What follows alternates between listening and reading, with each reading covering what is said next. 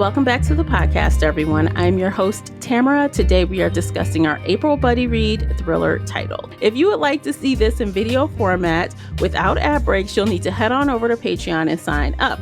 Along with the ad-free podcast episodes, you'll gain access to after shows, reading vlogs, and other exclusive content. If you're not into Patreon and you happen to be listening on Spreaker, you too can have access to the after shows and other content in audio only.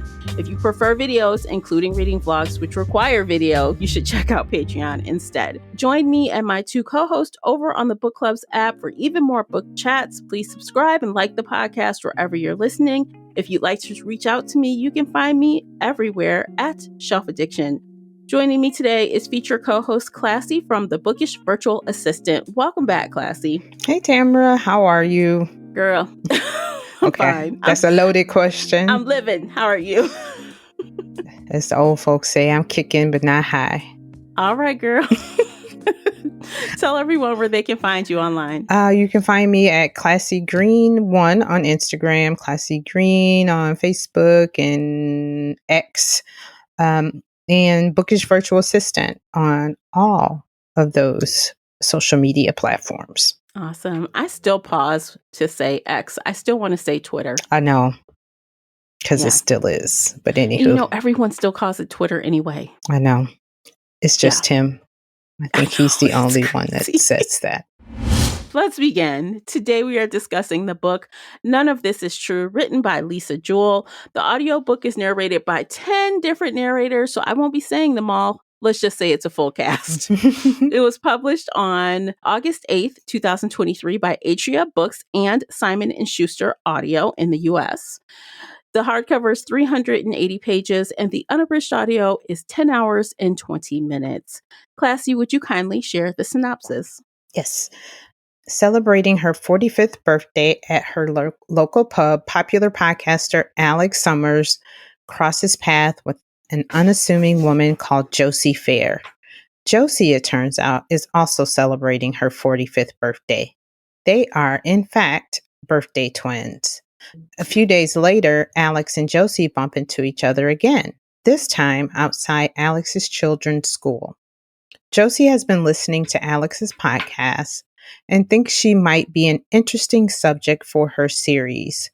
She is, she tells Alex, on the cusp of great changes in her life.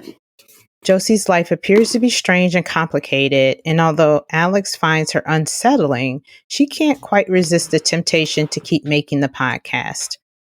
Slowly, she starts to realize that Josie has been hiding some very dark secrets, and before she knows it, Josie has moved her way into Alex's life and into her home. But as quickly as she arrived, Josie disappears. Only then does Alex discover that Josie has left a terrible and terrifying legacy in her wake, and that Alex has become the subject of her own true crime podcast, with her family and her family's lives under mortal threat. Who is Josie Fair, and what has she done? Dun, dun, dun. What has she done? Okay, so as we do, I have a couple things I want to start with first, but of course we're going to do our high-level comments before that. So what did you think, Classy? When the story ended, I was like, so whose story do I believe? Roxy and Aaron, or Josie's story? What was true and what was a lie? The author kind of left us with another mystery cliffhanger. I was like, what the hell? I think I'm choosing to believe the children. I think there may have been some lie in there. You know what I'm saying? Like, they weren't telling the whole truth, but they were telling more of the truth than Josie was. That's my guess. Okay. Now, we don't know, again, because the author kind of left it up to our discretion. Where were you leaning at the end? At the end, I started leaning towards Josie, especially with the killing of Brooke. Because Jewell left us little nuggets that showed the violent tendency of Brooke. She broke her sister's arm. She got into fights at school. She punched Brooke. Um, she had violent tendencies. Mm-hmm. And once it was revealed of kind of like why that relationship ended, I was kind of like, she killed her girlfriend. Because she didn't want to leave with her? I mean, this girl was violent. I mean, both of her children. She was, but this is the twist on that Okay. that made me think that she didn't do it. Okay. Or maybe she did do something, but her mother finished it off, Okay. right? Because the sister, her older sister, had claimed that she removed herself from speaking to her mother and she put herself in the room because she was fearful of her mother. She Okay. did not say anything about being fearful of her sister, and she came to her sister's defense saying it was an accident. To me, she did Yeah. not sound like my sister murdered somebody. True. Okay. I'll give you So that. I'm thinking it's maybe possible that she shoved her or something happened. And I feel like Josie has it in her to murder or get rid of a body or, because I feel like she did that to their father wholeheartedly. She killed her and tied up her eldest daughter. The daughter didn't tie herself up. No. But another reason why I'm leaning towards Roxy killing Brooke is because why would she keep saying to Walt? Is it Walter? No, Walter is. Is Walter her husband or Pat? No, Pat is the mom. Ooh. Josie's husband. What was his name? Oh, Walter. He was Walter. Nathan is Alex's husband. But she kept telling Walter, I'm going to tell. I need to tell. I need to tell this story. Mm-hmm. And I felt like, and he kept saying, no, stop. Or, he didn't want her to. Mm-hmm. So my thought is, why would he want her to not tell on herself? Well, because he did love her, he did tolerate her, and supposedly he helped to get rid of that body. Yep. So if you tell on you, you have to tell on me. True. Very true. So I think he was just really looking out for number one more than her exactly. But it's like, now I get what you're saying, because if it was the daughter, he would protect her. Mm-hmm. But he knew he had to be around to protect his kids from her. Yeah. So I don't know. I still think that it's possible that there was some kind of the blame probably wasn't fully Josie's. Yeah, I do agree with that. I do Yeah. believe there is some truth in every lie that she did tell. Mm-hmm. But I also felt like here was a mother who was protecting her child. Her daughter killed Brooke, and she was protecting her by covering up for her. That's how I felt at the end. See, that still kind of conflicts with the way that Josie treated her children. Hearing the story, now again, we have to trust them, right? Trusting them means that, she talked about how she wasn't really homeschooling her when she should have. She talked about, her being jealous of the girls and the dad's relationship.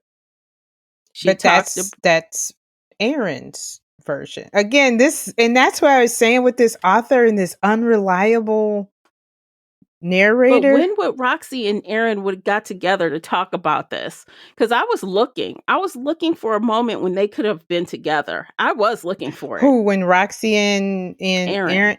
I mean, they grew up together. No, I mean after. So Roxy had quote unquote been gone. Right. This whole thing happened supposedly, with the father and her getting tied up while Roxy was gone. Right. So I was waiting to see if Roxy was around somewhere because, she thought she was seeing her, right? Mm-hmm. Josie thought she was seeing Roxy, but it never came to fruition that she was really actually there. I kept looking for clues to indicate that Roxy somehow had a hand in this. A But hand in what? a hand in the murder of her father and tying up her sister, which I knew that didn't happen. would have made me think something else about the girlfriend, but it never came. It never happened. So I'm like, I don't know. I didn't believe Roxy was involved. The only true thing that I do believe is Roxy killed her girlfriend. That's the only thing I believe as far as from Josie. I do get what you're saying as far as not believing, because Josie set herself up to not be believed. Because of her lying. Yeah, her constant lying. But this was like the one thing that I think was true. That was, the one thing at the end that it kind of made me think like, You know what though? Now that two things could be true, right? At the same time. Mm-hmm. Roxy could have accidentally killed her girlfriend, and then the mother and the father covered. Yeah. But that doesn't explain Erin's reaction to her mother. No. And then Erin later, after she came to, realized what was what, she went and moved in with Roxy. So again, if she was fearful of her, why in the hell? You're a grown ass adult with money. Why would you move in with her? So something about that doesn't quite click all the way. Right. If she's, and I kept asking throughout this book, I'm like, what the hell is wrong with Erin? Like, Josie would say, "Oh, I went to her door," and talk about the smells coming out of the room and all this stuff. I'm like, the whole time, I'm like, what the hell is wrong with Erin? What is wrong with her? Like, why won't we see her? What is happening? She was just a gamer who stayed in that damn room. It probably did stink, but I don't think it stunk. But she's eating baby food. I'm like, what the hell is going on with that girl? Like, something is wrong, but what is it? Yeah. That's true. But the thing is that even though Erin wasn't afraid of Roxy, here's my thing with Roxy and her tendency to be violent. Mm-hmm. It was obvious she was a violent person. Breaking her sister's arm probably was accidental, because Erin said that. But the fact still remains that she broke her sister's arm. Mm-hmm. And to break an arm is not like I just shoved her and oops, she tripped. You see what I mean? Well, but her sister did realize that she didn't mean it on purpose.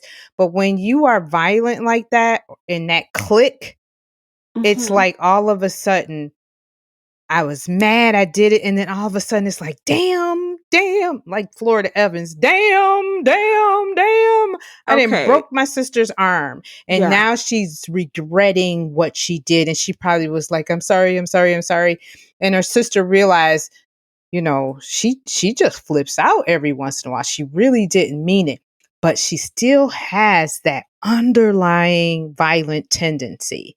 And I think that's the same thing that happened with Brooke. Brooke said, I'm not going with you. And all of a sudden, she's probably thinking, this is the love of my life.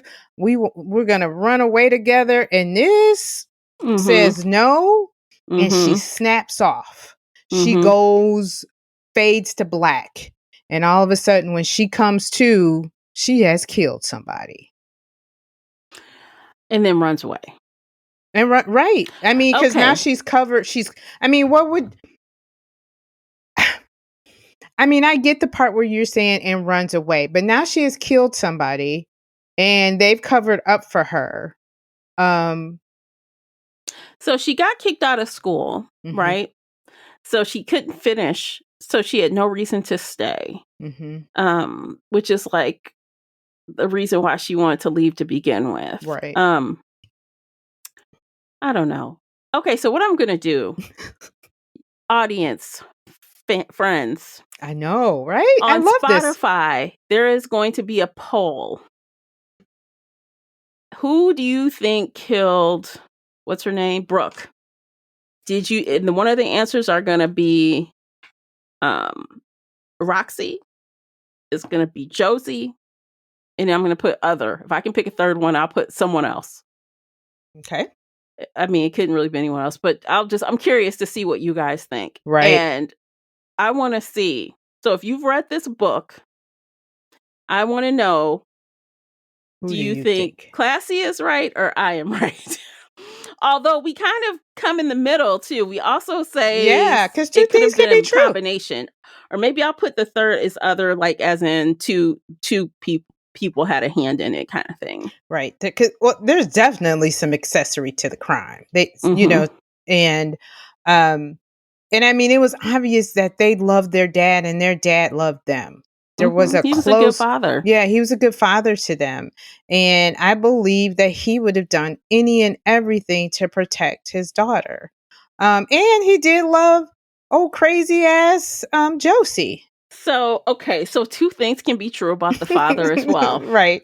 So, when Josie starts telling Alex her story, we quickly fall into this realm of, we figure out that Josie dated him as an 18-year-old and she started talking to him as a 16-year-old.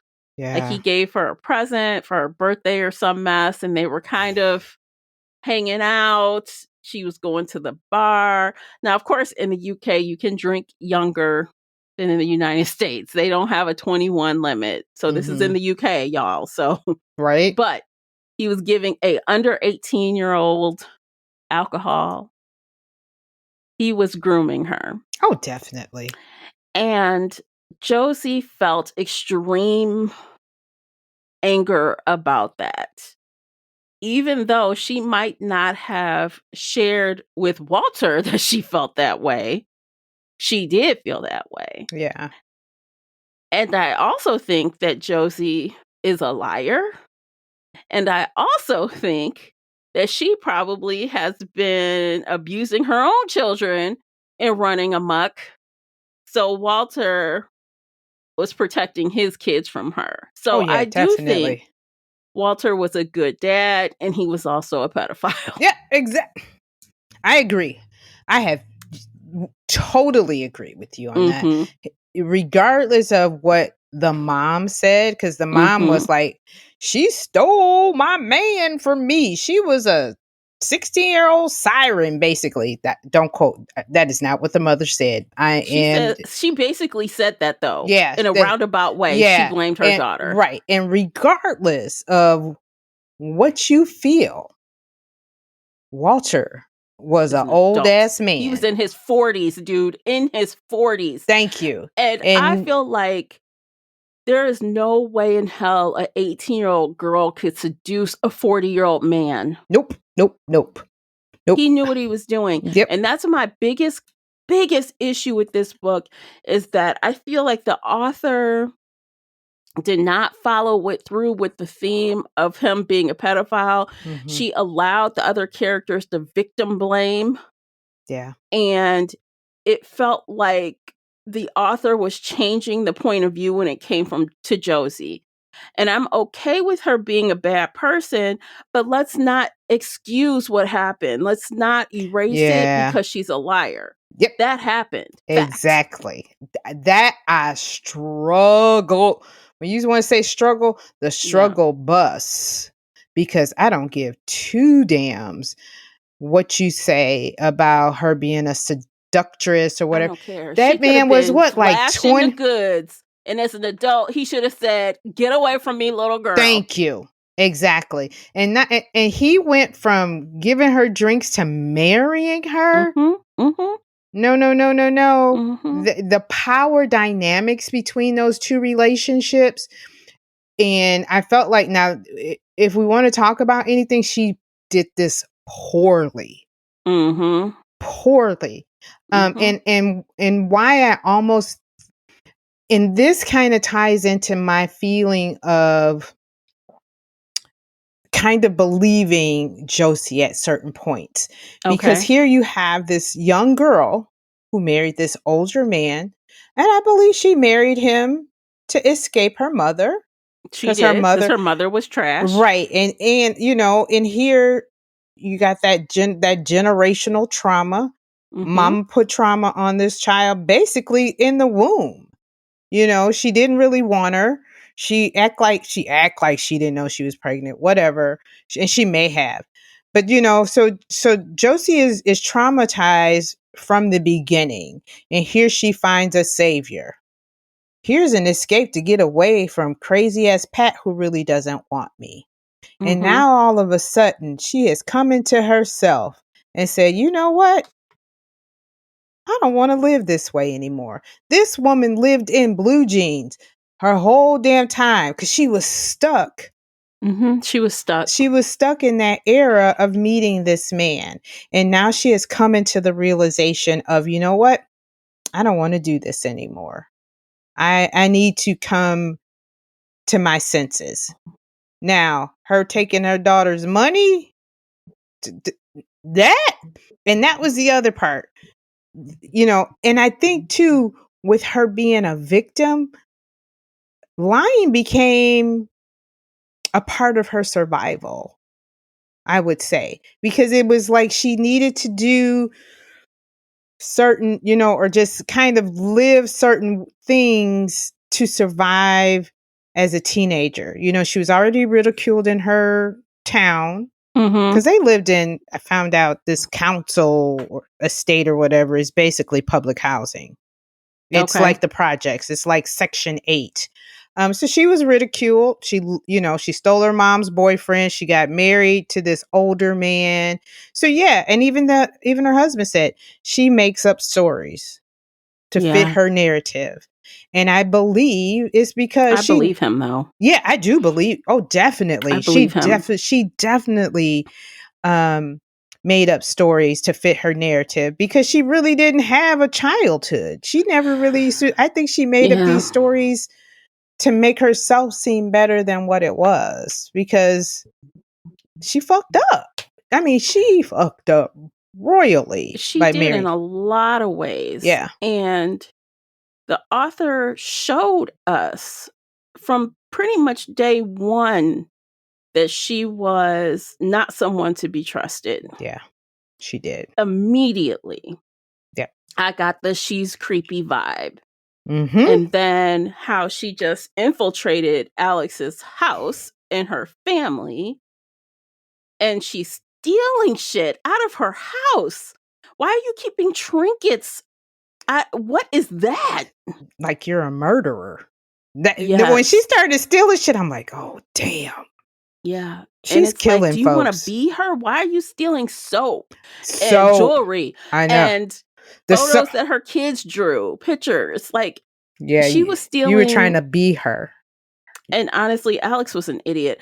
And I feel like That was an Alex understatement. was so hungry for a good podcast, she let it go because she had a blaring red flag pretty immediately. Mhm. Her nephew said, "Isn't that your friend on the camera looking in our windows? Look at this. She took something out the recycling bin." I'm sorry. Soon as you're peeking in my window and then your Yeah. reply, Block City. Yeah, I'm like, never speak to me again because you're crazy. I don't know what you got going on, but you're looking in my windows when I'm not home and you're taking stuff out of my recycling bin. So Exactly. that is like murderous 101. Yeah. Cause soon as I saw that, I'm duly noting and then I'm going back and thinking like, wait a minute. Isn't it's kind of funny how when I'm at the park, she's at the park. When I'm, you know, Mhm. like, how do we run across each other all the time when we basically live on two opposite sides of the city, you Oh, know? see, I thought they were in the same neighborhood, but No, some I don't. blocks away. Well, but still, I mean, because Alex, when you thought about the times when they would come over, Mhm. wherever Alex lived, they were high end. Her husband was a plumber. Walter, I think they said was a plumber. And when they described the homes, I felt like they were on two opposite ends. It may not be as far as I'm thinking, and like you said, maybe a few blocks. I mean, it Or a was the same mile, mile. even within Yeah, a maybe mile. mile. Because it was the same school district, but that Yeah. doesn't mean much. Right. Yeah, but as far as social status and salary and all that, it was a big difference. It's like I can think about the schools in my neighborhood. On one side, you have these really nice big houses, Mm-hmm. and a half a mile down the road, you have a different kind of house. Exactly. Yes. So someone could walk a half a mile to my neighborhood or wherever. Yeah. From somewhere else. Mm-hmm. I'm like, hey, neighbor. Yeah. Just walking around. Yeah. And then you got people who get bussed in. So and I'm not sure how it is over in the UK, but I just realized, like, when they came in, she was talking about the stainless steel appliances, and even Walter, when he came in, he was like, you got a beautiful home. I mean, the freaking shed that she had her podcast in, a $20,000 she shed, basically. Shout Can out, I get one? Shout out to Nathan. But you know what, though? They poor money management, because at the end of that, they were out of money. When Nathan died, she was out of money. I was like, are you kidding me? Like, can you take the shed but back? Again, right. Right. But again, that's where, that parallel of these two characters. Here you have these two women who basically, and I think that's what Josie was trying to show Alex, that we're kind of similar, except for you got money and I don't. We both have husbands that are kind of shitheads. Yeah. Mm-hmm. Except for, yours has more money and mine's don't. And yeah. Her husbands are not equal. Their husbands are not equal. No. But that's not by any means. But that's what Josie was trying to kind of show her, that, us women, we need to stand up for ourselves. But Alex was accepting of a lot of shit. So let me just speak on this, because Nathan was a functional alcoholic. He was a binge drinker. Yeah. And I have had personal experience with a binge drinker that is a functional alcoholic. Mm-hmm. In my early 20s, I dated somebody for 8 years that was that way. And I swear to you, the stuff that was happening in this book, he would just fall down somewhere. He would get all the way home and not make it inside because he would just pass out in his car. He would not be doing anything wrong. He was not with some girl. He would just fall out wherever because he was so drunk. And it was a thing where that's how I could understand Nathan, what was happening with Nathan. There are people, you take one, they're perfect. They'd be good all week. You take one drink, and you're off the rails. There's no one drink. Once you have one, you have 20 and you're laid up somewhere. Yeah. Oh. So I understood. You could relate. I could understand Alex, like, okay, so yeah, this isn't great. I kind of hate it, but he's a good dad. But he gets his work done.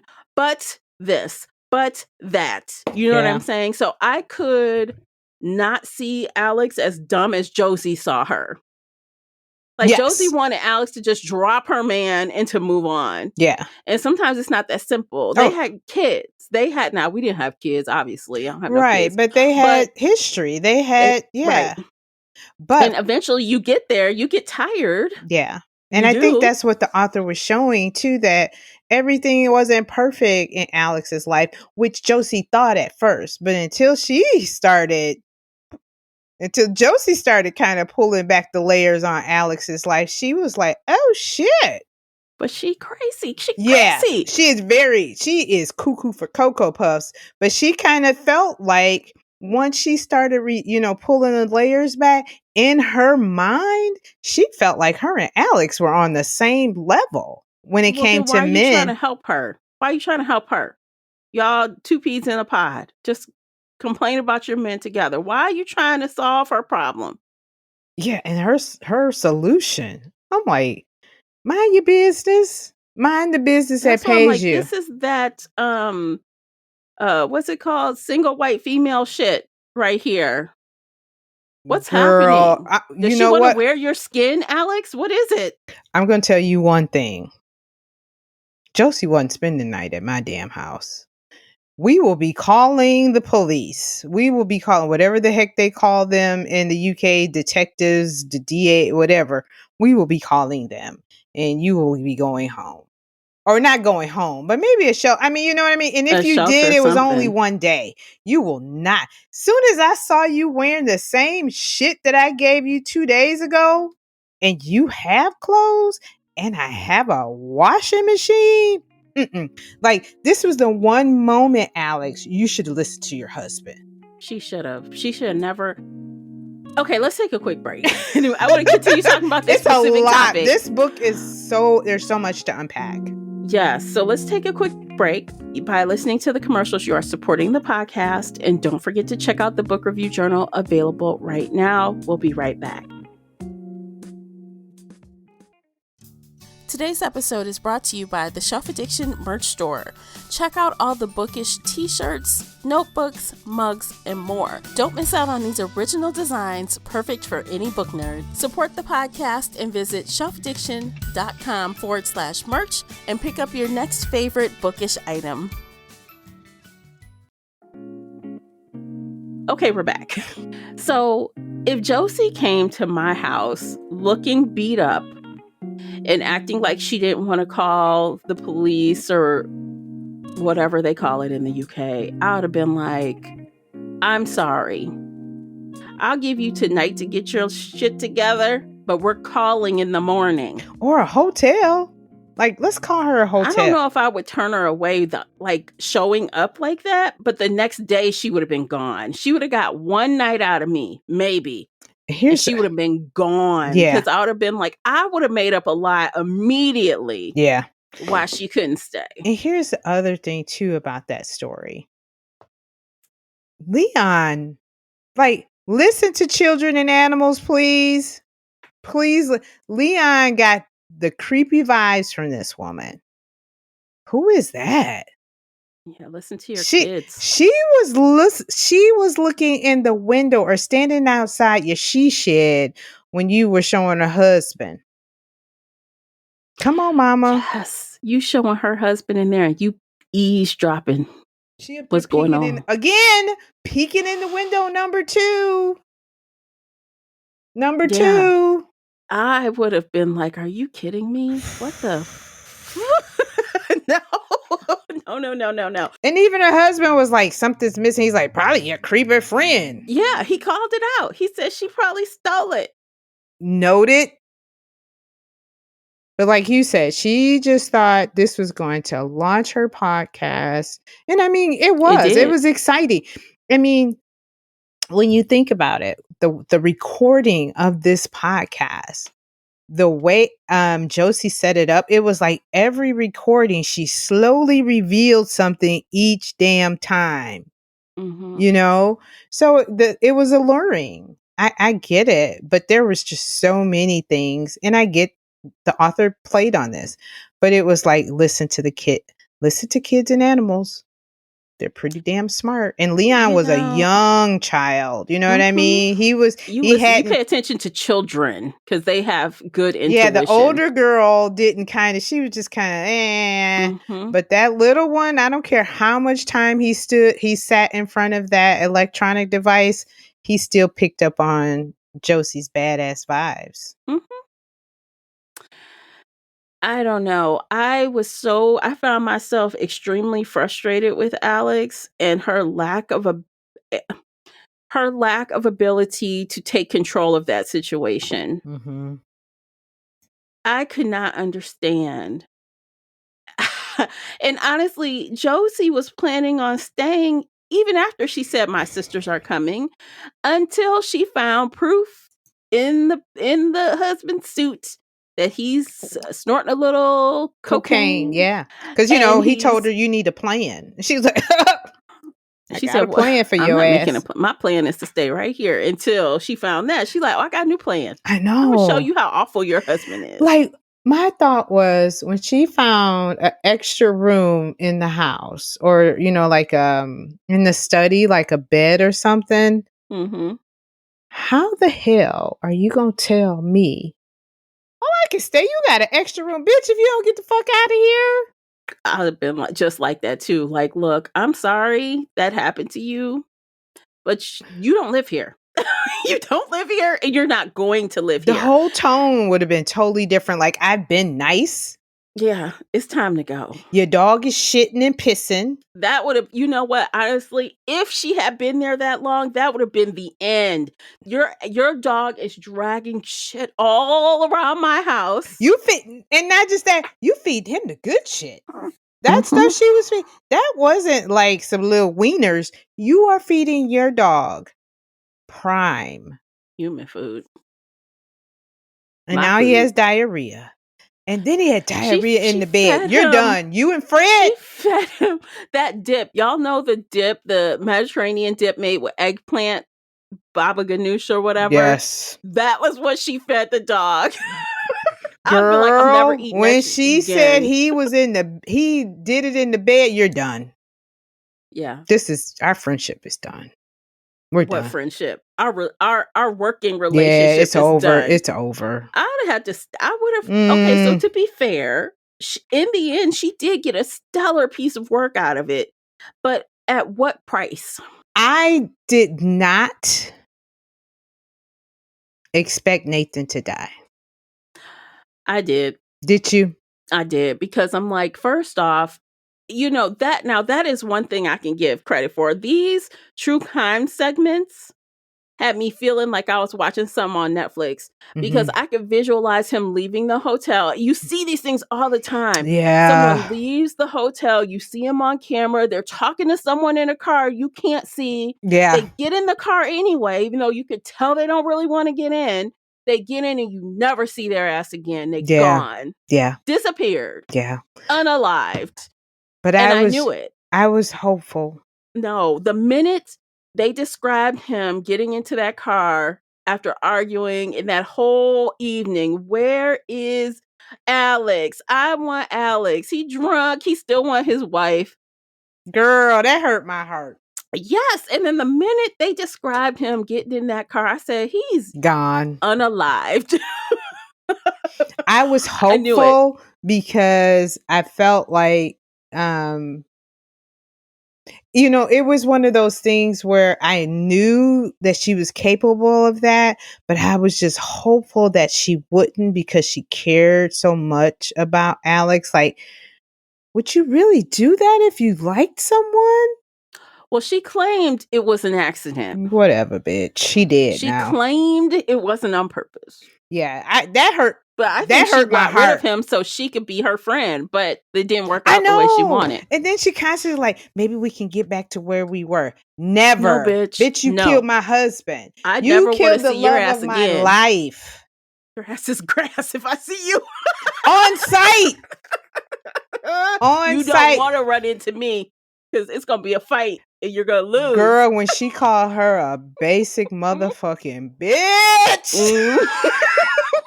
I wrote that shit down. Matter of fact, I rewound that a couple of times. I was like, oh, now I get it. Alice got some gumption in there, because she was like, I'm calling your ass out. Call me, bitch. She's like, you're a basic motherfucking bitch. And it basically was like, call me. She said, ring me up. Because you basically are calling her out. But that shows me that Alex's line was the death of her husband. Yes. That was the line? Yeah. That's a far line. Yeah. That's a very far line. Like, you gotta be kidding me. For you to get some gumption? Yeah. But I was like, oh. Because now you have nothing. Mm-hmm. You have nothing. You have nothing to lose either. So yeah, call her a basic bitch. Yeah.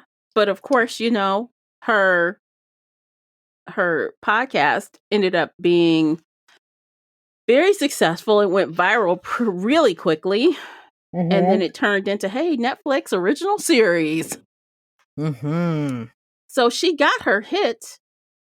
But the name of it, hi, I'm your birthday twin. Yeah. Oh my God, the creep level. So those were the first words that Josie uttered to her in the bathroom. Hi, I'm your birthday twin. But I get it though. If someone said that to me in the bathroom, no, I'd be like, what do you mean? I don't know. And I guess she was nice enough, right? And then her sister came in, interrupted them. And but so they had a few drinks too. They had a few drinks. It seemed pretty innocent. Mm-hmm. It seemed innocent until I run into her again. Right. That was the thing. Like when I run into you too many damn times, you're just not my birthday twin. You're a creepy woman. Because I don't know you. For one, I just meet you and then all of a sudden we're crossing paths. This is not kismet. But that's just me. I would have, if I saw her again one time, wasn't that the first time she saw her where she tried to get her to come to her job and get some stuff altered? Because I have to ask you a question. Well, she saw her at the school. She saw her wasn't that then? Yeah, she saw her at their kid's school. She was walking Fred, and she said, I have an idea. And she brought that to her and meet me at my job at the alteration shop. So what I would have done right then, I'd be like, okay, girl, I'll try. You'll never see my ass again. No. I took a different route to bring my kids to school just in case, because I'm suspicious of people. Heck it, girl. Say less. What? I am you never see me again. Suspect everyone, trust no one, as my sister would say. I mean, my goodness. You heard all those crazy women's stories, Alex. Do you not watch Netflix yourself? Shit. Do you not watch True Crime yourself?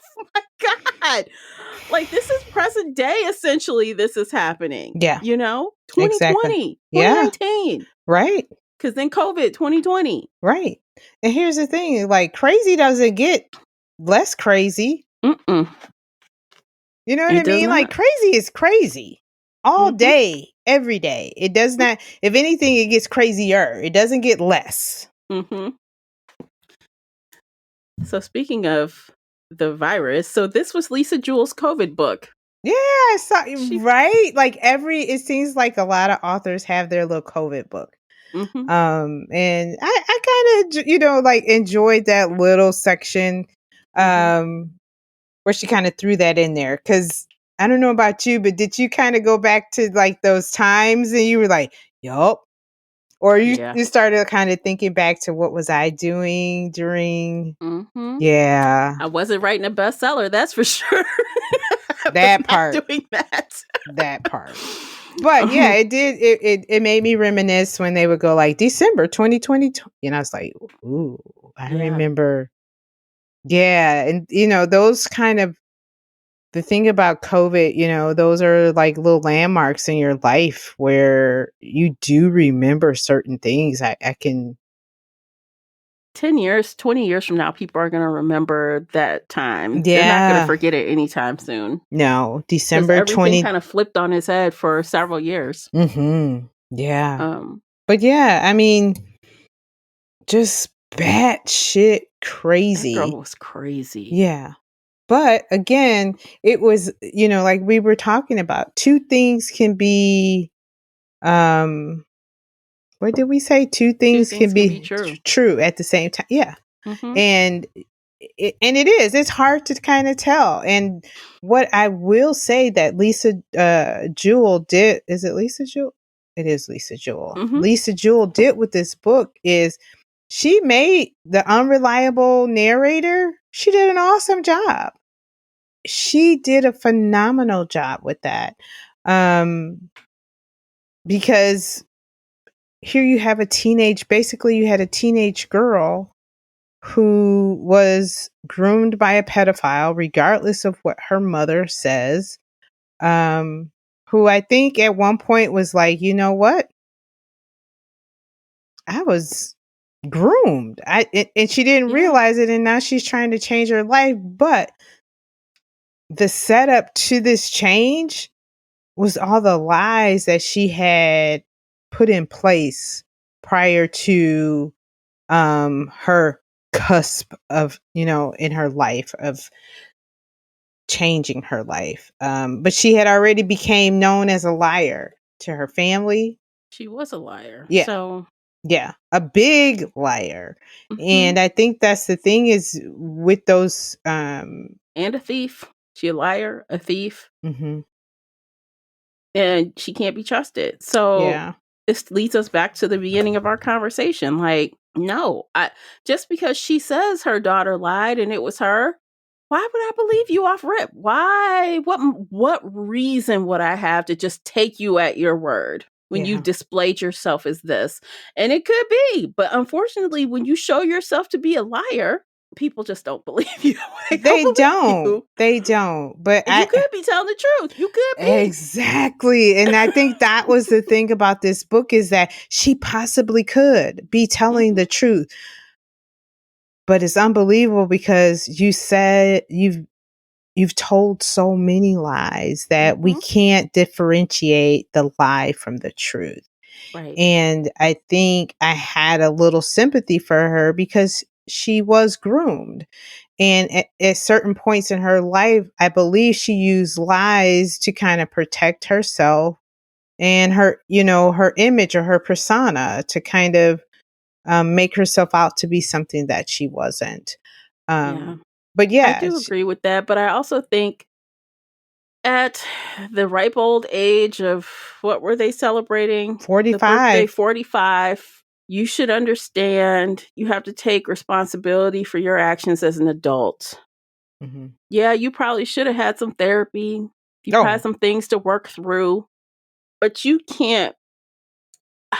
I understand how your past kind of influences your future, but that doesn't make it okay. It no. doesn't give you the green light to go around acting like a Looney Tune and killing people and stealing and lying. That doesn't make it okay. I don't know. Yeah. Because you hear about, like, another extreme, you hear about people who were, molested, right? Some people grow up just fine and they never do that to anyone else. Right. And you have other people that are not just fine and they go off and become serial killers and do all other kind of crazy shit. So Mhm. at some point, there's a part in the road. Who are you going to be? And that's why I'm like, I never just give a pass to someone because something shitty happened to you, Yeah. especially at 45 fucking years old. So Yeah. I kind of like, I feel bad for what happened to her, but you're doing this as a 45-year-old woman with grown children. Come on. Yeah. I don't know. But I do, yeah. But I do appreciate that Lisa tried to use that tactic, except for the pedophiles thing. Like, She throwing didn't it. acknowledge it fully like she should have. No, That's because the problem. Walter, regardless if he was a great father or not, as Josie said, and I think that was like her little empowerment. You're a fucking pedophile. It was like she all of a sudden They just blurted out. that it The came to word vomit. realization to her that all these years. No, she just held her tongue all those years. She's been Mhm. known it. She's been working up to this. She told Yeah. Alex that. Mhm. I just think now she was ready to take action. Like something changed when she Oh yeah, turned something 45 clicked. and she was Yes. ready to move out, You know move on. what? You hit the nail on the head there. Mhm. Something clicked at 45. Cuz Mhm. you know what? Not all of us come to that turning point in our lives. And it seemed like she was just like, "You know what? I'm tired. I can't do this anymore. I just need." It was like the podcast was like a confessional to her. But again, like we said, she had laid the foundation of so many lies. It was just like, And it's and so like the daughter crazy. said, no matter what you say, I'm just gonna say it's you. And that part right there, Tamara, was just like, Well, that's her opinion. That's what she said. That's what mm-hmm. Josie said. She said. Yeah. And that right there gave me that, if you were a juror, Is it true? What's true? Well, I mean, okay, so maybe, Let's go. Let's go. but Come on, Tamara. but like, okay, so thinking about when we went through, like, we don't have any trace evidence from that original killing. Mm-hmm. We don't have anything. We just have 2 night and day stories. That is it. But if you were to say, if I were a juror and let's say, she goes down for the murder of her husband, which she murdered him. She did. Because also she says, things. And actually, Alex started to question her about her story because it wasn't jiving. Mm-hmm. She said, "Oh, I had my pajamas on, but you came with these clothes that have blood on them. What Right, are you saying?" came with the same dress that you left with Right. blood. Yeah. She's got the time wrong. She's like messing stuff up. She murdered her husband and tried to leave her child for dead. So if I had heard that, and then later somebody told me that no, she's saying she didn't do that first killing. Yes, she killed this guy. And yes, she did kill another guy, but she didn't kill that first guy. She didn't. I'm like, bitch, please. You going to jail. You going to jail anyway. You going to jail. You're not gonna give a reasonable doubt? Guess what? I'm like, guess what? You lumping it all together? Roxy, you won the jackpot because you got away with murder. Bye.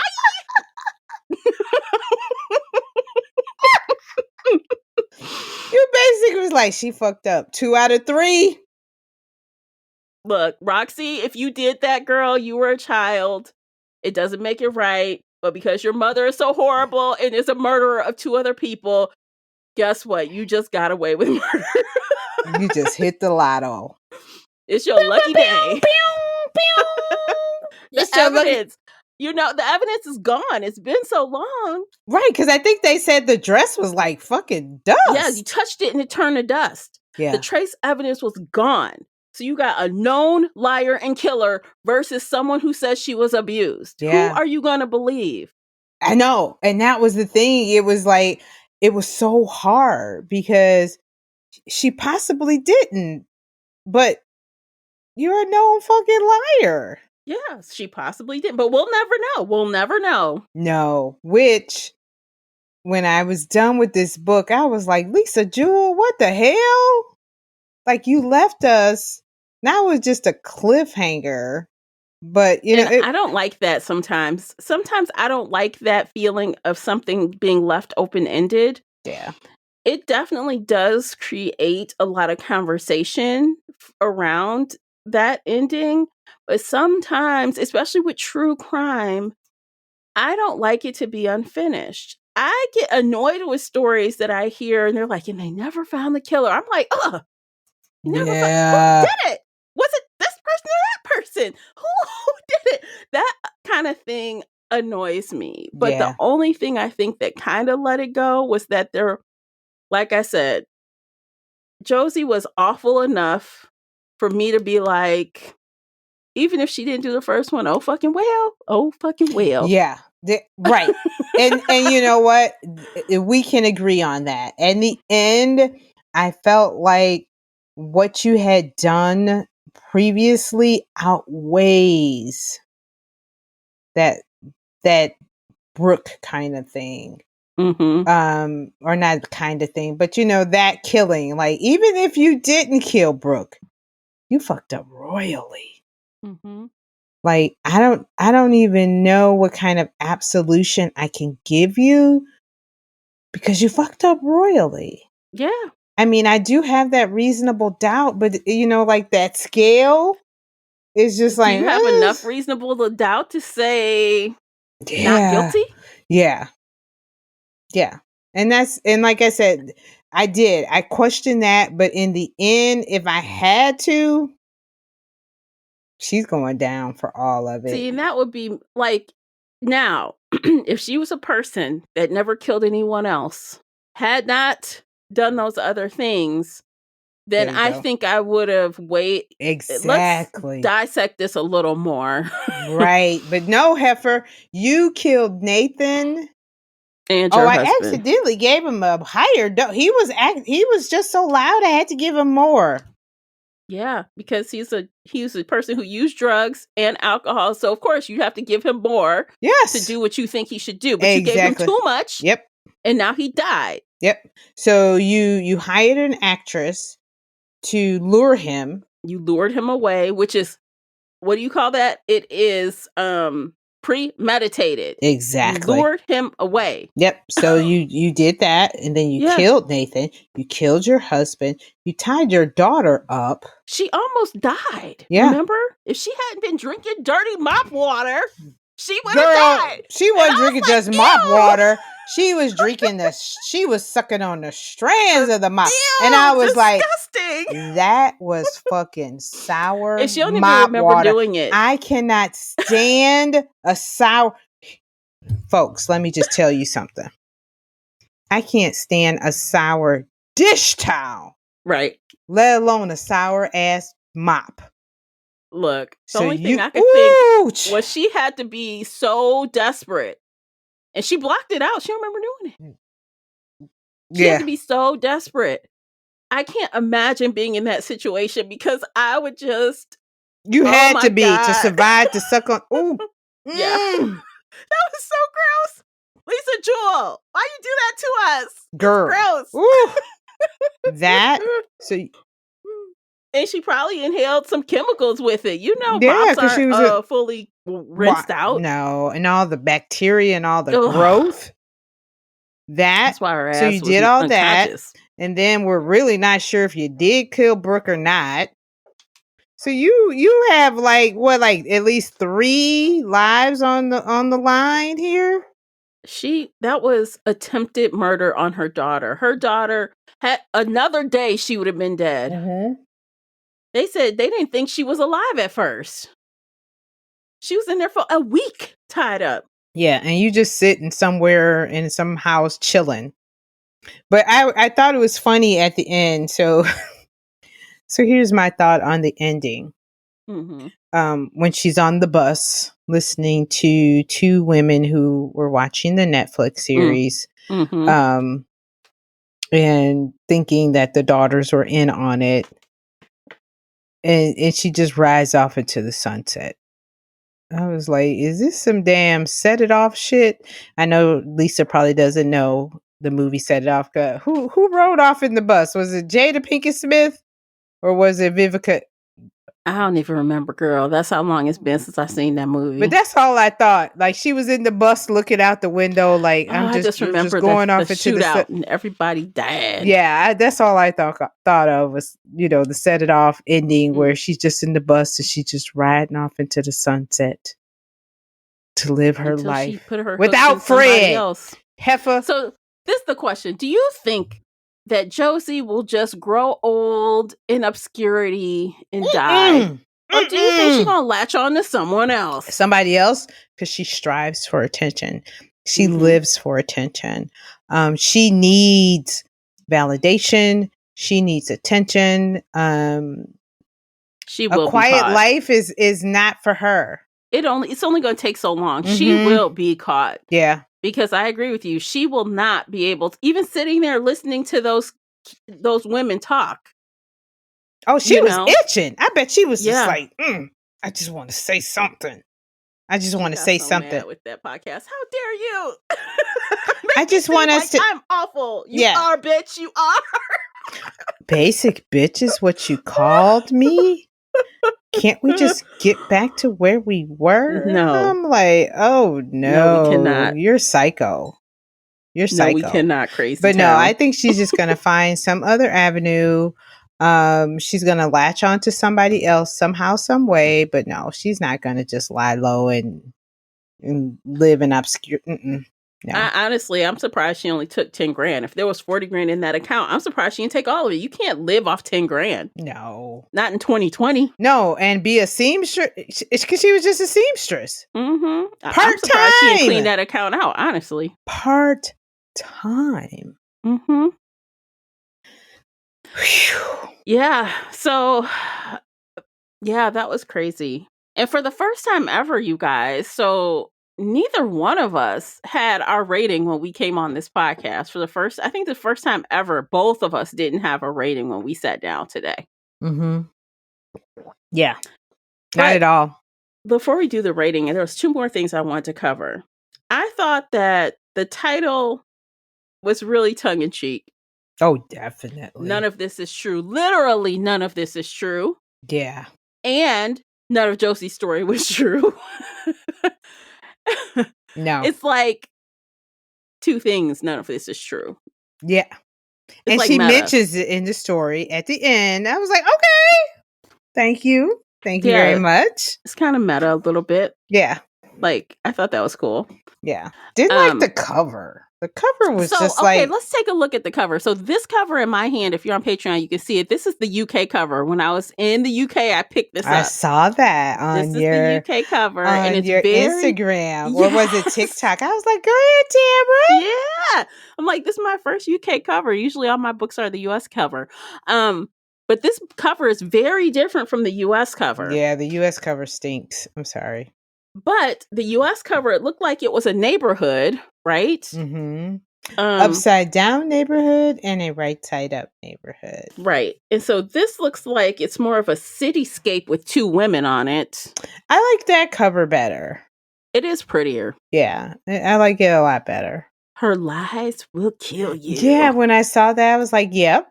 That one little sentence says a lot. Yeah, I do like the UK cover better. Mm-hmm. Yeah. But I'm wondering, like, why they went and did such a polar opposite cover for the US. Like, that is polar opposite. Yeah. It's all green and dark and... It is. And it kind of, when I think about it, the little comment I made about the 2 neighborhoods and the 2 dynamics of how Josie wanted to make it seem like they were very much alike, but they really weren't. Mm-hmm. You know, you got the upside down neighborhood and the right side up, but that's just me. I don't know. But yeah, that cover from the UK is... Yeah, I'm looking at the other cover. Yeah, it's so much better. Yeah, it's a little obscure. Our US cover. I'm just it is. It doesn't give me anything. Like if I would have been at the bookstore, I'd be like, Mm-hmm. It doesn't say buy me. And honestly, when I saw this, when I was looking at all the Lisa Jewell books and I knew what I was looking for, but I saw this and picked it up and I said, wait, is this the book we're supposed to read? And I had to look it up. I'm like, oh, I think this is it. I think this is the one. I'm like, I thought this was the title, but is it? Yeah.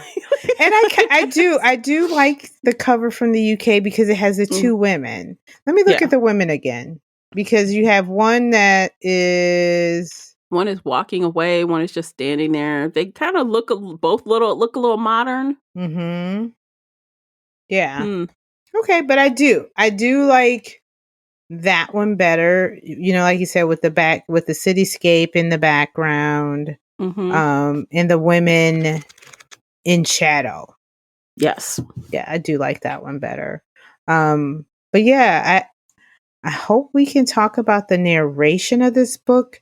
I know we are running a little long. Let's do it. We got time. Okay, let's go. Because I can't imagine reading this in print. I don't know. I did download the Kindle. I didn't really look at it. Except for there was a few. No, because I did try it.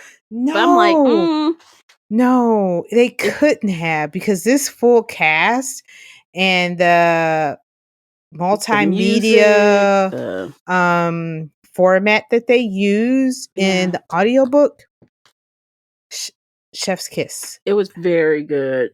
I think, to be honest, Tamara, I think that's the only thing that kept me pushing forward. Because I felt like there were a lot of lull moments in the book, but the full cast and the production of this audiobook was superb. Yes. And I want to go back. Hold that thought really quick. I remember, I'm going to go back in time. I remember when we first met and you were recommending a book to me, and you recommended, oh what was the name of this book? And you were saying it was full cast and they had all this production. It was some audiobook. I got to go back and look. And you were like, yeah, there's sound effects and there's this and that. And I listened to it, but I hadn't really found an audiobook that was like that. And then this book came along and I was like, this book reminds me, it was something with a manifesto. What was the name of this book? I can't remember the name of the book, but it was something like dystopia kind of book. And it was back in what we met in like 2017, 2018. Was it The Passage with Scott Brick? I believe it is. I believe it might be that one. I love The Passage by Justin Cronin as the author. I believe that is it. I believe that. So good. I believe. No, wait. Was it that? No, it was another book. Gosh, and it was something with a manifesto. Let me think. It must have been. I don't know. I'll think of it later. Yeah, I have to look at the cover. But when I started listening to this and hearing all the sound effects, I was like, I haven't heard anything like this since that book you recommended. And this, I can't imagine reading this. I can't see how they pull this off in print. I mean, to be honest, I had a little bit of a time with some of the audio too. Not the entertaining true crime parts from Netflix original series, quote unquote, because that would have music. So like I found myself every once in a while, I'd be listening and I'd kind of zone out. And then I'd hear music. I'm like, oh shit, what was the last couple sentences? Exactly. That part. So I agree. Music would bring me back. I'm like, oh no. Oh yeah, definitely. That part, like the podcast part, phenomenal. But the book part, I did feel like it was lulling me. It was to a point where I was just like, it was background noise, I think. But those parts where it came to the podcast and they were interviewing people, they made sure you had to pay attention. Like there was one part where somebody was interviewing, I'll just say the people who she gave Fred to. Oh my gosh, that's funny. That's what I opened it to right here. And it was really, really quiet because the male guy that was interviewing him, you really had to listen because it was quiet. Yeah. But the people who took Fred were loud. And you can tell that they were outside. Yes. And it has like this little part, but in this is in dark print. Okay. Tim and Angel Hiddlefield Clark, current owners of Josie's dog, Fred. Yes. And then they're like, an interviewer asked them off mic, and then you hear all the stuff. That was it, off mic. So that's why it was so quiet. Okay. Yeah. Yeah. Yeah, it was summer 2019. She just gave her dog away. Yeah, I did. Now, the podcast part I really enjoyed, but just the other part of just the story, it did become lulling. And I had read where people were thinking this pace was really fast. I thought it was slow. I didn't see where it was fast at all. It fluctuated for me. Yeah. I think the beginning, I want to say like the first 45%, I'm like, what's happening? What's this doing? Where is it going? I found myself really frustrated, even a little past 50%. I don't exactly remember where things started getting more interesting to me. I just felt yeah, go ahead. 77. All right, then. I'm going to take your word for it because I feel like we have similar thoughts. We're like, when is this going to pick up? When is the action going to action? When is the something going to happen? It took a long time. And yeah, there was a lot of things happening, like a lot of details, a lot of crazy. I was ticked off. 70%. Yeah. Chick. Lisa. Yeah. Because I remember you got to 56%, I think, and you said, "Is it gonna get any better?" And I'm like, I know you were just like, "I'm not giving you any information. Keep listening." And I was like, "No, she ain't gonna even give me like, she's not gonna throw me a line because there was no line to throw." Y'all, she sent me the shrug emoji. She was like, the shoulders was up to the. I was like, okay, all right. I don't think I asked anything else. I'm just like, okay, that was it. anything without telling you exactly what was going to happen. But I think I did kind of indicate, well. I know. When you did that, I was like, she said everything. She don't have to say nothing else. Okay, Tamara, I get Yeah. you. But yeah, it was 77% for me before it was just like, oh. And I think that was at the point where Nathan had gone to the bar basically after Josie said, oh, Nathan, you said I need a plan. I got a plan. I got a plan. Yeah, that's when it picked up because it was like, oh, you want to play games. I got games. And right going into that, or right after they interviewed the girl who was the actress, and she told the whole whole story. And she said, I thought I was sisterhood, helping somebody out, trying to catch a cheater. And she's like, he wasn't like that at all. And I feel really bad. Yeah. I had no idea. But she was like, $1,000 a night. And I was like, I would have done the same thing. 1,000? Yeah, if I was young. A struggling actress? Yeah. She was a struggling actress. And she was young as well. Yeah. Then Josie, and then I'm going to go really quick on this. And I know we're not going to, because we're as far as our time, but Josie had said like she had came into some money from her grandparent or something like, and I was like, that was something that I had marked like, oh, so this money that she's getting to start her new life is because of basically like an inheritance from a dead parent, a grandparent. Was that true? Or was it really? I don't think so. I think it was her daughter's money. Mm-hmm. Again, she had laid so many lies. Hell, I almost thought she fed the dog that on purpose, knowing the dog would shit all over that girl's house. You too? Yeah. I'm like, did she do that? Because here's the thing: as a dog owner, you know what to feed your dog and what not to feed your dog, and that's rich food. That's prime food. That's why I'm like, she must have did that on purpose. This girl's supposed to be your friend. You want to befriend her, but you doing this? That make no sense. Fred shitting in the bed. You're done. You're done. Crazy girl. Go home. You and Walter need to figure this out. Yeah. Go home. I might even give you some money to figure it out. But you're not staying here. I have a number of a great couples therapy counselor. I will give you money to get a hotel, but you figure it out. But Fred can't stay here no more. And I love dogs, but you shitting in my bed. Your dog is shitting in my bed. Honestly, and Alex even mentioned, have you talked to your daughter? Where's Erin? Mm-hmm. And she's just like, she fine. I'm like, what? That makes no sense. You and your daughter ran out of this house after a crazy, horrific, violent event. And you go your separate ways? Yeah. Why didn't you show up here with your daughter? Yeah. No. Again, Alex should have listened to Nathan. This is the one moment where her husband, he may have been a functional drunk, but he knew crazy. He knew crazy. Yeah, because he wasn't an idiot. He wasn't an idiot. He was very smart about it. He was just like, But she was constantly weighing, well, if I do this, do I have all the footage? If I do this, she won't like me and we won't finish. So she was constantly in the back of her head ignoring flags for the sake of the podcast because she thought she had a juicy story. Yeah. And I mean, it worked out for her in the end, but at the cost of losing your husband.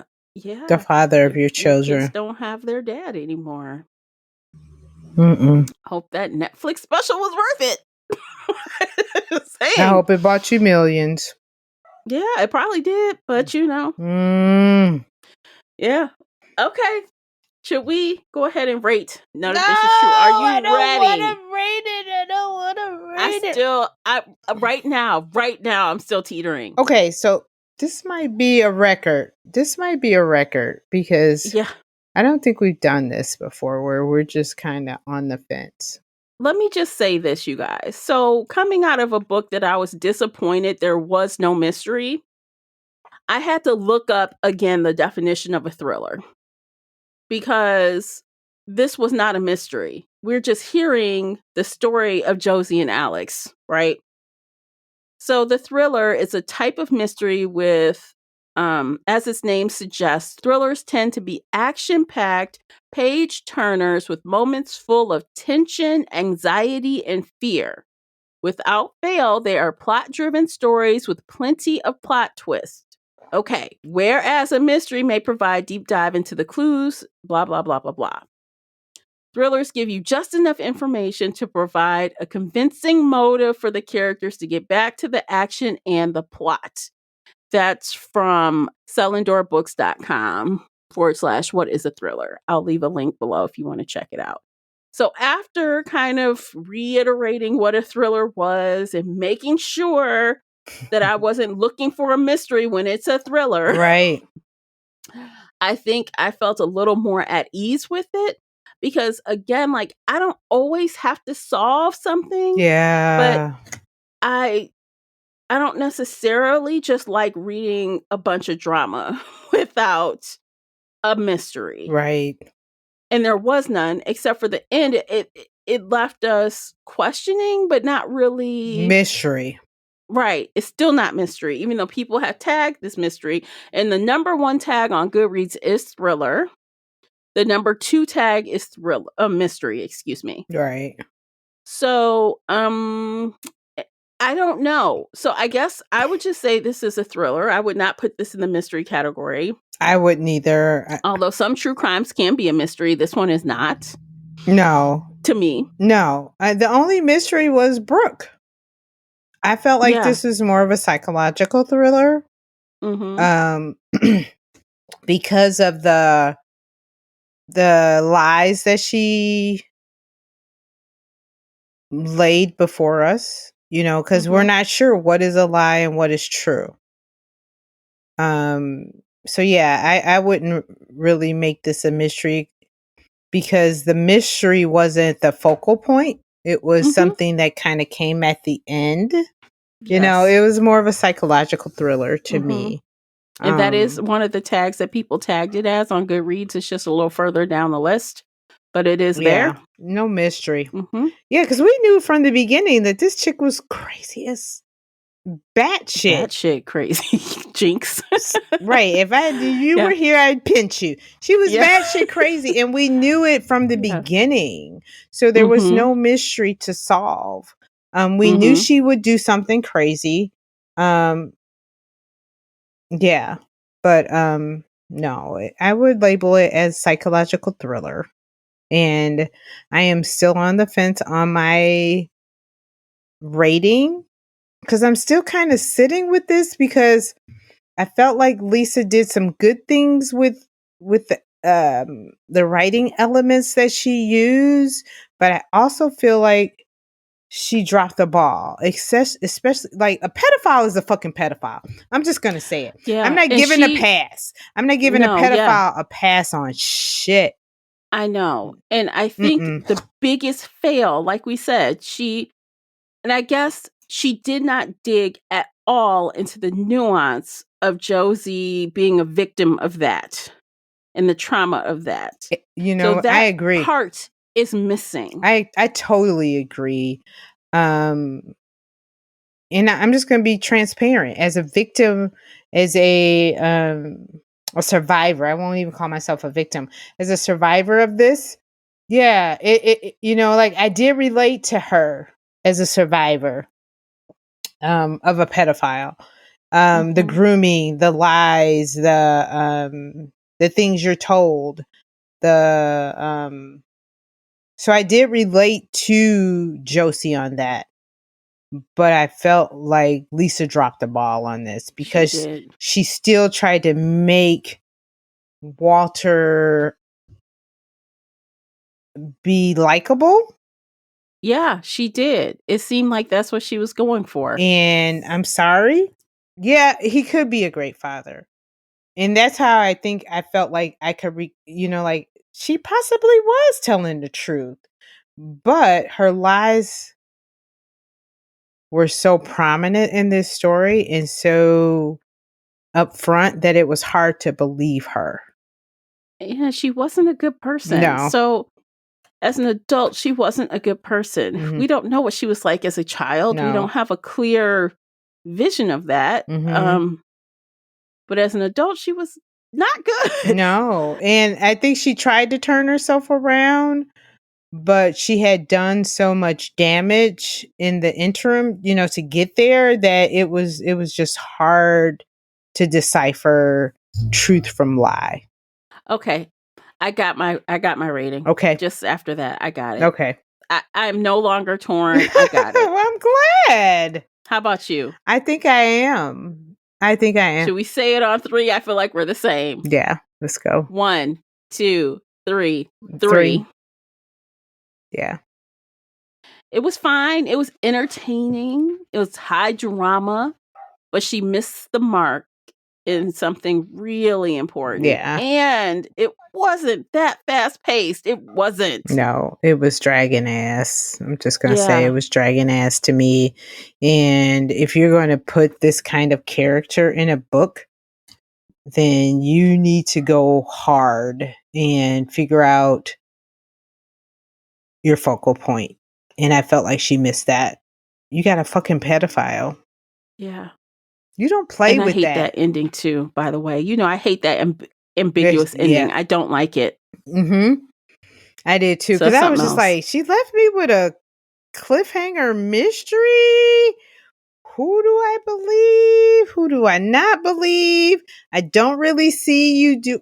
Yeah, I was like, don't leave it on me. Don't leave it on me to figure out. Right, a fucking liar. Like, is she a liar? Is she not a liar? And then you leave me with a cliffhanger. Pick your poison, Lisa. Yeah. Pick your poison. Yeah. So yeah, it was a 3, and yeah, that's all I have. That's all I got too. I love how we could talk this through. Yeah, me too. Yeah. Me too. It's like there was a lot of serious stuff in this book. It was dark. It was dark very. book. You know what? You're right. That's a good term to use. It was very dark. And that subject matter. That was like, if you're gonna play with this subject matter, do it right. I mean, honestly, I was kind of okay with her killing her husband. I had no problem. Okay with it. I was okay with it because he was a pedophile. I was okay with it. To sit there and watch him have a heart attack, and I didn't flinch. And then she go beat him while he's having a heart attack. I didn't. I'm sorry, but I didn't flinch. This being back 30 years later. You know who had flinched at? Her daughter. I didn't flinch at Walter. Now, one time, yes, she killed him. Yes, she's a murderer. But I didn't flinch. I was just like, oh, okay. I mean, it's like that movie, The Burning Bed. Have you ever seen that with Farrah Fawcett? I mean, hell yeah, that was straight up murder. But you know what? He deserved it. Give him the shoulder shrug like you gave me when I asked you at 55%. Deserved it. I'll never forget that movie. No. I swear, I saw that movie when I was so young, and it has been seared into my brain. Mm-hmm. And the other movie is Jennifer Lopez with the husband that abused her. Which one was that? I can't remember, but that's another. I know what it was called, but it's escaping me right now. Yeah, but that's another one between those two. And she practiced. Yes, and she beat his ass. I was like, love it. It's exactly what you deserve. Love it. So, I mean, I feel like, and again, like, she didn't really treat that character. She didn't give the character quite the right treatment, I don't think. I don't know what she was aiming for. Did she want us to feel sorry for her or not? Yeah, I think that was the part, because if you're going to have this child was a victim. Mm-hmm. And you cross the line and then you try to kill your child. Like, what? Yeah. And, right. And it was hard to feel sorry for Josie because of all the lies that was told from the beginning. Yeah. So, I mean, at one point you're just Alex. Like, is he a pedophile? But it was blaringly obvious that he was a pedophile because of the age difference. You know what I mean? Mm-hmm. I mean, those are facts. You can't lie about that. Exactly. So that was a fact. Mm-hmm. And I don't know. It's just crazy. It's crazy. Yeah. So yeah, those are. So yeah, I'm glad that we got through that, because, like I said, like you said at the beginning, we were kind of like, ooh, where are we at? But after we talked it through, it was like, this is it. Yep. Yeah. All right. We are done. We are Finito. done. Let's see. What is next? We're going to tell you guys what's next real fast. It's, why am I it's escaping my memory. I just got finished talking Is it about Drowning by TJ Yes. somebody? Yes, it is. As soon as you said it, it popped up for me. Drowning by TJ Newman. So that is our May buddy read thriller / mystery. I don't know if this is going to be another thriller, not so mystery. I don't know. I know. We'll see. Yeah. But it's on a plane. So yeah, that should be fun. I know. Makes you weary Yeah. about travel, but I mean, I was going to read another plane book when I was on the plane, but I ended up being so exhausted I didn't do it. Right? It's like, that's all I need is be. Look, I was going to risk it. I was going to risk it Risk all. it Let me all. read this book. And instead I slept. I'm like, I'm tired. That's a good choice. Just to sleep. Mm-hmm. Okay, y'all, we are done. Are we done, Classy? Yes, we are done. Oh, this was a long man. It had a lot. Like you said, it had a lot to unpack, and I cannot wait to get to book club to kind of hear everybody's thought. I can't wait to see that poll. So I hope you bring that to book club. Yes. So answer the poll, y'all. Yeah. It's been. Are you going to post it on book club too? Oh, I guess I could. Yeah, please. Yes, let's do that. Okay. Let's do that after the book club meeting. Okay. And then we'll bring it up in an after show after that next month. So yeah, we are going to end things there. If you're still listening to the sound of my voice, I appreciate you for listening to the entire episode. It's been a good one. We look forward to seeing you again next month. And until then, take care of yourselves. Bye, guys.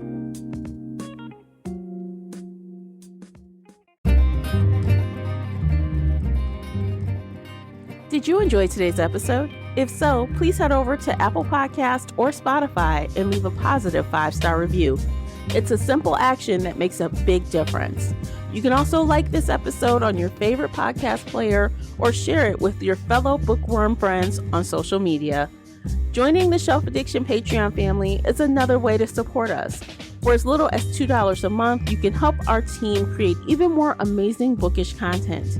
If Patreon isn't your thing, consider becoming a supporter on the Spreaker app for just $5 a month and gain access to exclusive audio-only content. You can find me everywhere, including Instagram, X, and TikTok under the handle Shelf Addiction. Join our book club of the same name on the book club's website and app, where we discuss all things bookish and more in a safe space. The Shelf Addiction podcast is a part of the Nerdy Maven Network. Thanks for tuning in.